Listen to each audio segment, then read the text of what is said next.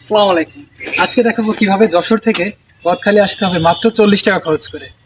তো ভিডিওটা খুব ইনফরমেটিভ হতে চলেছে, তাই সবাই খুব সুন্দরভাবে ভিডিওটা দেখবেন, যাতে আপনি যশোরের বাইরে থেকে আসলেও আপনি যশোরে তো আসতে হবে, যশোরে আসলে তারপরে তো আপনি বকখালি আসবেন। সো যশোর থেকে এখানে রেগুলার কত টাকা ভাড়া, কোথা থেকে কোথায় আসবেন, একটা ফুল ইনফরমেটিভ ভিডিও থাকছে এটা। তো সবাই খুব মনোযোগ দিয়ে ভিডিওটি দেখবেন।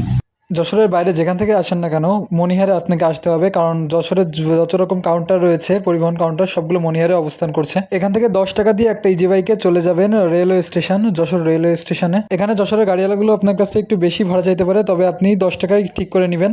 এখানে চলে আসবেন 10 টাকা দিয়ে রেলওয়ে স্টেশন যশোর। এই দেখুন রেলওয়ে স্টেশন যশোর, এখানে চলে আসবেন।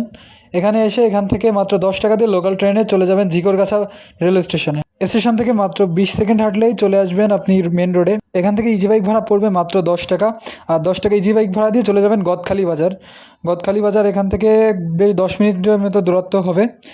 আর উপভোগ করবেন, এখানের পরিবেশটা খুবই সুন্দর। আর এই রাস্তাটা দিয়ে উপভোগ করতে করতে চলে যাবেন সেই গদখালি বাজারে।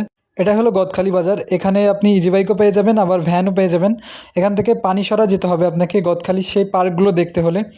পানিসরার ভাড়া পড়বে মাত্র 10 টাকা করে, তবে যদি ওরা আপনার কাছ থেকে বেশি রাখে তবে সেটা অন্য ব্যাপার।